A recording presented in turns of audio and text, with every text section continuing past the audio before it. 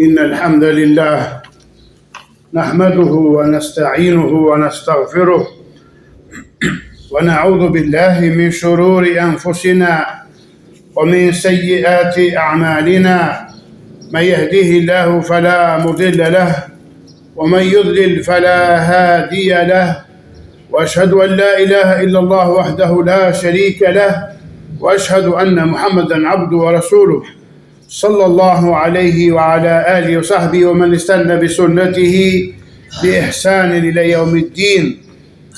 عباد الله، أوصيكم ونفسي بتقوى الله جل في علاه، فإنه من اتقى الله وقاه وأرشده إلى خير أمور دينه ودنياه. Të nderuar besimtar, do të flasim sot për khutben me temë vlera e 10 ditësh të Dhulhijhes dhe disa dispozita rreth kurbanit. Robërt Allahut, vërtet ne po kalojmë ditë të mëdha e të begata. Ato janë ditët më të mira, më madhështore dhe më të vlefshme të vitit. Allahu Teala ua ka ngritur vlerën, ua ka lartësuar pozitën dhe është betuar për to në librin e tij Fisnik kur tha: "Wal fajr wa layalin 'ashr", pasha agimin dhe 10 netët. Komentuesi më i madh i Kuranit Ibn Abbasi, Allahu që të kënaqur prej të dyve dhe të tjerë posti, kanë thënë ato janë 10 ditët e para të muajit Dhulhijhe. Dietarët islam kanë mendime të ndryshme se cilat janë 10 ditët më të vlefshme tek Allahu, a janë 10 ditët e para të Dhulhijhes apo 10 ditët e fundit të Ramazanit. Hulumtuesit prej dietarëve kanë bashkuar mes mendimeve duke thënë se 10 ditët e para të Dhulhijhes janë ditët më të mira të vitit në mënyrë absolute, ndërsa 10 netët e fundit të Ramazanit janë netët më të mira të vitit në mënyrë absolute, sepse në to gjendet nata e Kadrit, ndërsa në 10 ditët e para të Dhulhijhes gjendet dita e Arafatit, e cila është zonja e ditëve dhe më e mira prej tyre. Dhe pejgamberi sallallahu ka thënë: agjërimi i ditës Arafatit shpresoj tek Allahu që t'i shlyej gjunahet e vitit kaluar dhe vitit të ardhshëm. Robërt Allahut, tani gjendemi në një sezon madhështor të begat dhe me mundësi të arta për adhurim dhe vepra të mira. Muslimani duhet ta madhërojë urdhrin e Allahut, t'i japë rëndësi çështjes së tij dhe të kujdeset në veçanti për këto ditë të begata që janë të numëruara. Nuk duhet që ditët dhe orët e tij të kalojnë kot e pa dobi, e pastaj të pendohet ditën kur pendimi nuk sjell më dobi. Robërt Allahut, kanë ardhur hadithe të shumta nga profeti sallallahu alaihi wasallam që nxisin për vepra të mira në 10 ditët e para të Dhulhijhes dhe sqarojnë madhështinë e shpërblimit të tyre tek Allahu.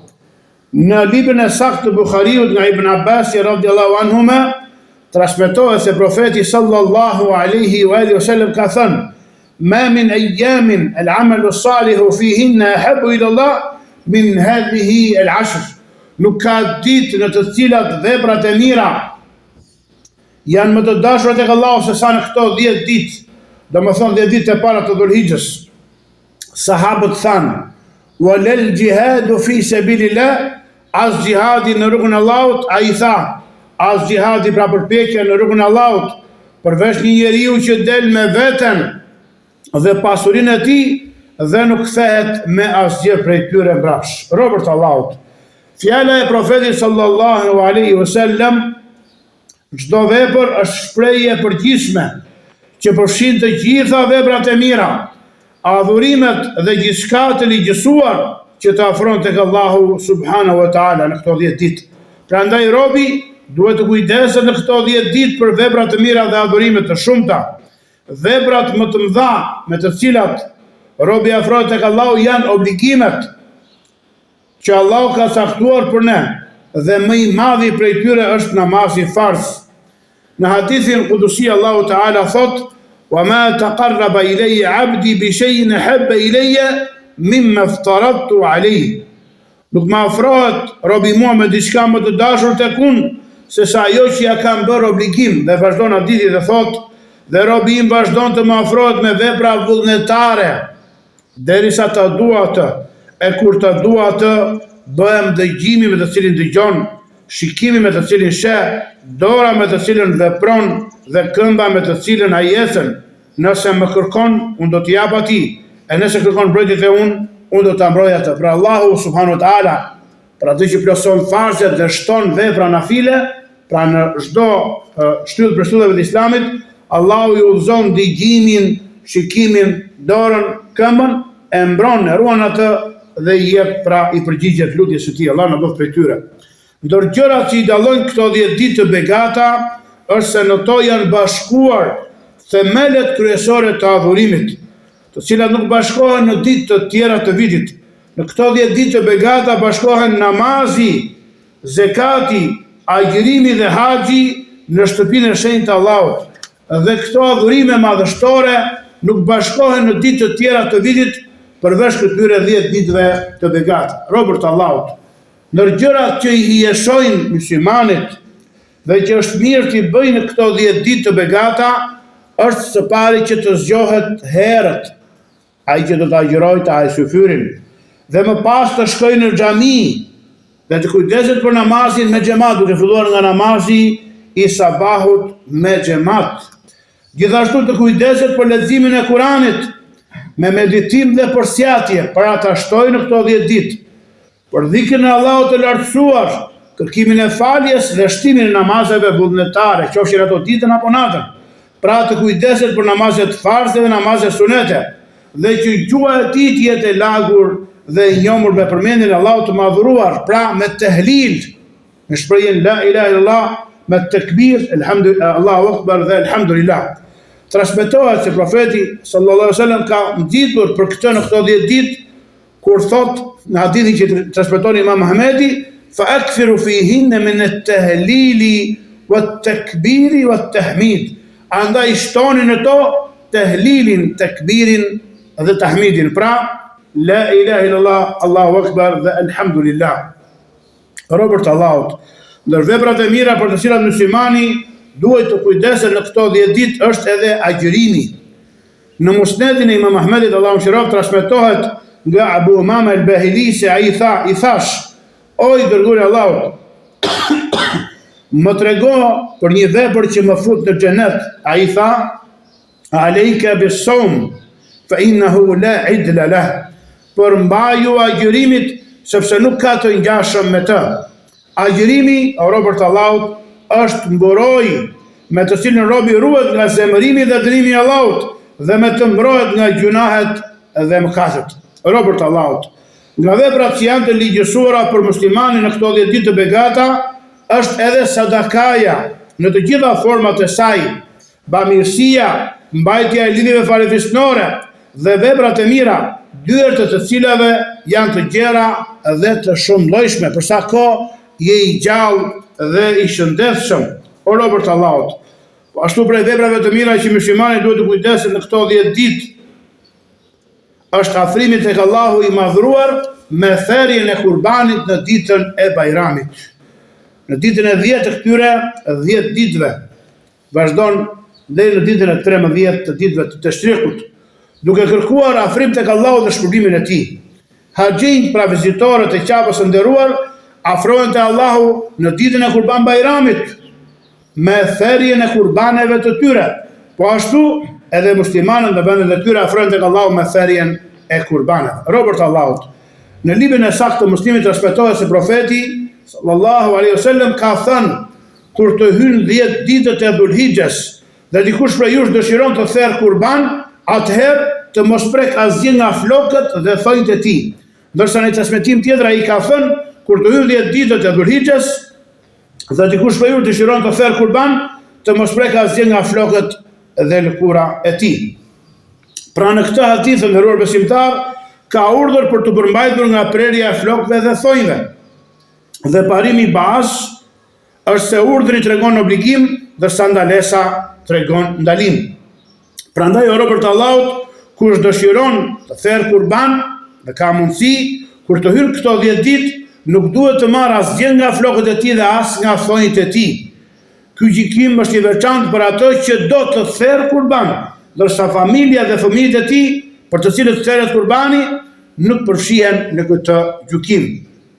Dietarët islam kanë përmendur urtësinë e kësaj, sepse ai që therr kurbani për ngjan haxhiut në disa prej veprave të haxhit dhe Allahu i madhruar i ka bërë të përbashkët ata në disa ndalesa të ihramit. Atëherë muslimanët, qofshin haxhinj apo jo, janë të lidhur me adhurimin e Allahut, duke madhruar simbolet, shenjat e tij, duke u bindur atij, duke shpresuar në mëshirën e tij dhe duke u friksuar dënimin e tij. Allahu i lartësuar thotë: "Wa man yu'azzim sha'air Allah fa innaha min taqwa al-qulub." E kush i madhron shenjat dhe simbolet e Allahut, vërtet ajo është prej devotshmërisë së zemrave. Allah na bëj prej devotshëm. Robert Allahut. Një nga adhurimet më madhështore me të cilat afrohet robi tek Allahu në këto 10 ditë është therrja e kurbanit. Andaj keni frikë Allahun dhe afrohuni tek ai me therrjen e kurbanit, sepse ai është suneti i babait tuaj Ibrahimit alayhis salam, duke ndjekur fenë e tij dhe suneti i profetit tuaj Muhamedit sallallahu alaihi wasallam, duke ndjekur sunetin dhe shembullin e tij.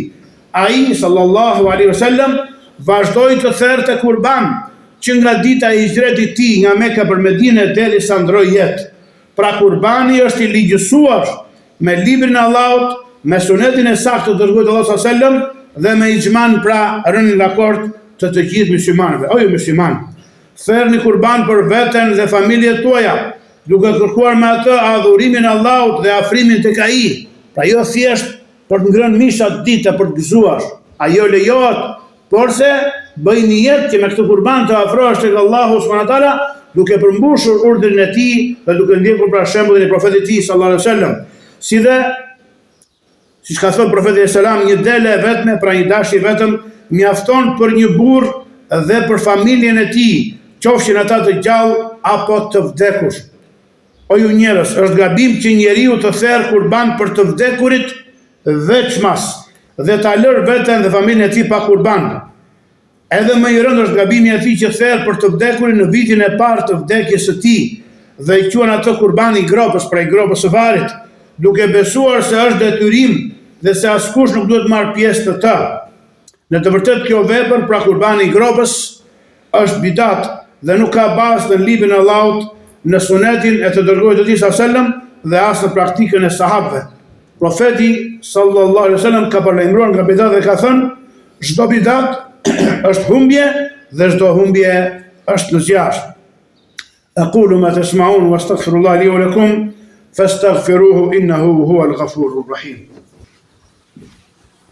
Alhamdulillahi rabbil alamin wal 'aqibatu lil muttaqin wa la 'udwana illa 'ala adh-dhalimin wa sallallahu wa sallam ala nabiyil amin nabiyina Muhammad wa alihi wa sahbihi ajma'in.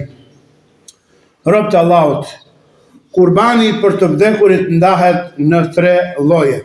Lloji i parë të jetë kurban që i vdekuri e ka porositur pranë amanetin, testamentin e tij. Ky kurban bëhet për të sipas porosisë së tij pa shtuar dhe pa paksuar, pra ja plotson amanetin që ka lënë i vdekuri familjarëve mbas tij. Lloji i dytë që i vdekurit të përfshihet në kurbanin e të gjallëve. Kjo lejohet dhe nuk ka problem në të, sepse nga kuptimi i jashtëm i fjalës së profetit sallallahu alaihi wasallam, kur priste kurbanet e tij dhe thoshte: "O Allah, ky kurban është për Muhamedit dhe familjen e Muhamedit", nga ky hadith kuptohet se përfshin të gjallët edhe të vdekurit e tyre. Sa i përket llojit të tretë, ai është kurbani që bëhet vetëm për të vdekurin si ofertë vullnetare. Pra, pret një kurban enkas duke e ofruar atë Allahut për të vdekurin. Kjo nuk është transmetuar nga i dërguari Allahu sallallahu alaihi wasallam dhe as nga sahabët e tij. Prandaj njeriu nuk duhet ta veçojë vetëm të vdekurin me kurban, por të bëj kurban për të dhe për familjen e tij, duke përfshirë të gjallët dhe të vdekurit prej tyre, pra tek niyeti i kurbanit. Ne nuk themi se kurbani për të vdekurin është haram, por se themi se më parsore është ndjekja e sunetit dhe që të mos bëhet kurban vetëm për të vdekurin, por njeriu të bëjë kurban për të dhe për familjen e tij, e mersia e Allahut është e gjerë. O musliman, kurbani është i vlefshëm vetëm nga bagtit. Pra nuk lejohet presësh kurban një pul, apo i gjel deti, apo i shpes. Jo, nga baktit, dhe ato janë dëvet, lopët dhe të imtat. Qofshin ato dhen apo dhi, për shkak të, pra bazuar në fjalën e Allahut ashtu i cili thotë: "Wa likulli ummatin ja'alna mansakan liyadhkuru ismallahi ala ma razaqahum min bahimatil an'am." Thotë i lartësuari, dhe për çdo popull kemi caktuar një mënyrë thërrjeje që ta përmendin emrin e Allahut mbi bagëtit që ai ua ka furnizuar. Kurbani pra nuk vlen përveç se me kafshën që ka arritur moshën e konsideruar fetarisht. 6 muaj për delen, pra për desht, 1 vit për dhin, 2 vjet për lopën dhe 5 vjet për deven.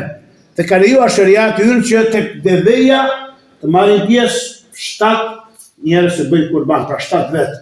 Po ashtu edhe tek lopa. Kurse dashi, pra qingji i kurbanit dhe dhia, pra qapi i kurbanit, është për një person dhe familjen e tij.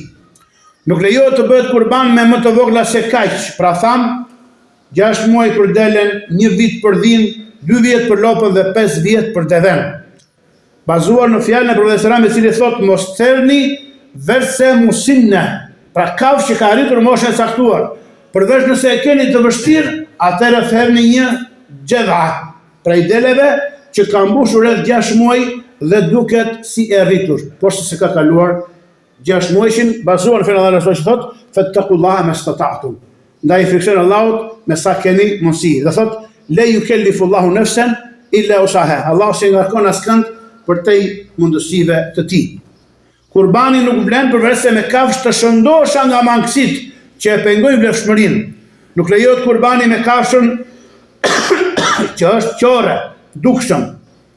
Pra ajo që i ka dalë syri jashtë ose i është futur brenda, as me të qalën e dukshme, që nuk mund të ecë bashkë me të shëndoshat, as me të sëmurën me sëmundje të dukshme, pra që shenjat e sëmundjes shihen tek ajo, si zgjedhje, temperatura, flagët apo tjera, as me kafshën e dobët që nuk ka palc. Pra e dobët ajsa nuk ka as palc brenda kockave të saj. Sepse profeti sallallahu alaihi wasallam u pyet se cilat kafshë duhen shmangur në kurban, dhe ai bëri me shenjë me dorë dhe tha: "4. E qala me qalim të dukshëm, qorja me verbëri të dukshme, e sëmura me sëmundje të dukshme dhe e dobta që nuk ka palc." Pastaj e pyetën El-Bara ibn Azib, transmetuesin e këtij hadithi: "Unë nuk e pëlqej që të ketë mangësi në vesh, në brir apo në dhemb."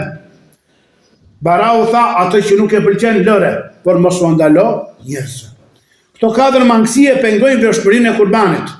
Këtë e bën të qartë hadithi dhe këtë kanë thënë dietarët tanë. Me to gjithashtu bashkangjitet çdo mangësi e ngjashme ose më e rëndë se këto.